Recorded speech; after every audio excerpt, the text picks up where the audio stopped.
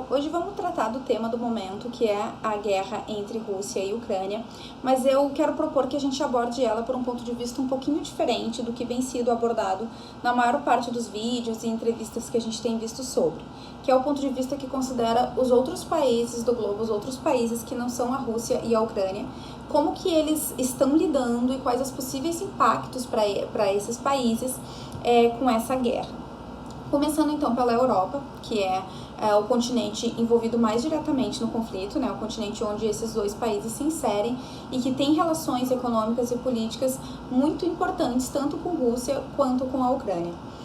Começando pela questão das sanções, tem acontecido uma série de sanções por parte dos países europeus, da União Europeia e também de países que não fazem parte da UE em relação à Rússia.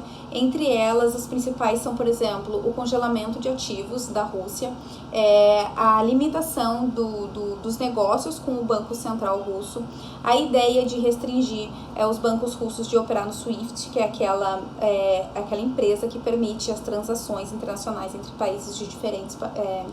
países diferentes. Então, há algumas sanções que já estão acontecendo. Está sendo considerado, por exemplo, a proibição da importação de petróleo por parte da Rússia. Os Estados Unidos já tomou essa medida. A gente vai falar um pouquinho dos Estados Unidos mais pra frente. Os países europeus têm um pouco mais de dificuldade de fazer isso, mas é algo que está sendo considerado. E teve uma outra sanção bem importante que aconteceu no Reino Unido, onde teve o congelamento de bens do Putin e de outras autoridades do governo russo. E pelo lado da questão econômica, a Europa tem se visto com um pouco de dificuldade de aplicar muitas sanções ou de se fechar completamente para a Rússia, porque, como a gente sabe, a Rússia é um dos maiores produtores de gás natural e a Europa como um todo, todos os países europeus dependem muito da produção de gás natural que é feita na Rússia e transportada e distribuída pela Ucrânia. Então, o conflito entre esses dois países conturba e movimenta muito esse mercado internacional energético, especialmente do gás natural na Europa. O gás natural se torna uma moeda de troca ou uma carta coringa para a Rússia, porque ao mesmo tempo que ela de certo modo financia a guerra, porque é uma das principais fontes de recurso financeiro da Rússia, ela também coloca os países europeus numa posição difícil, complicada, para confrontar diretamente a Rússia por meios políticos e econômicos. Pensando nos Estados Unidos, também houveram várias sanções. Os Estados Unidos, talvez por ter um pouco mais de autonomia econômica e política, tem conseguido até aplicar sanções um pouco mais fortes, como a recente que eu acabei de mencionar, da proibição de importação de petróleo da Rússia. Então, o petróleo russo não deve mais atracar nos portos norte-americanos. A própria questão também de sanções ao Banco Central Russo, proibição de que transações sejam feitas com o Banco Central Russo.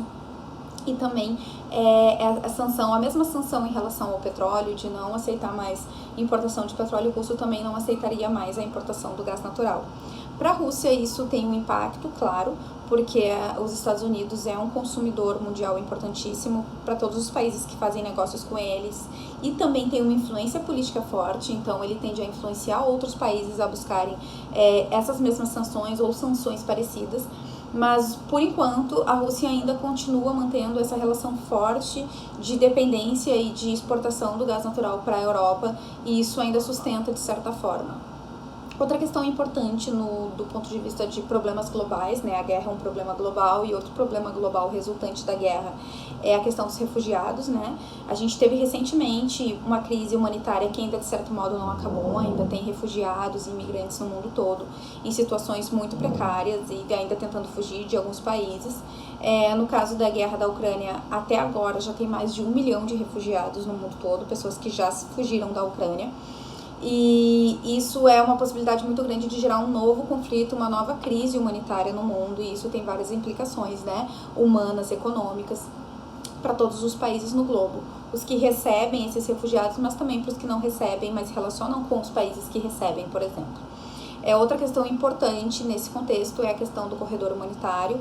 Ainda estão tendo negociações para que se construa esse corredor humanitário, ou seja, esse espaço, né, onde os refugiados poderão sair da Ucrânia, poderão percorrer com cessar-fogo sem correr risco de morte. É outra questão importante que também afeta outros países que vão receber esses refugiados dentro desse contexto. E por fim, um pouco dos impactos econômicos, e aí pensando um pouco mais na nossa questão, né, na nossa questão doméstica da economia brasileira nesse contexto.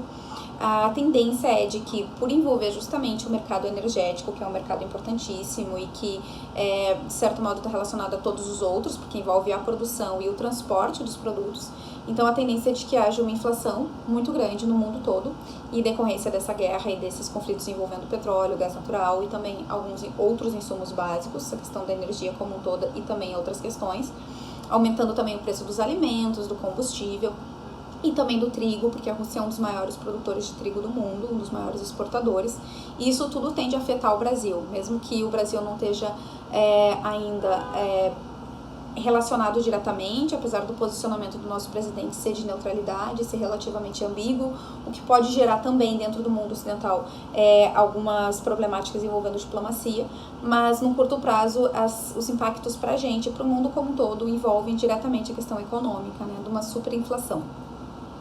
Então eu acho que esse é um panorama geral, resumido, sucinto, mas que toca em uma das principais questões que o mundo todo está se confrontando a partir desse conflito entre Rússia e Ucrânia. É isso, obrigada.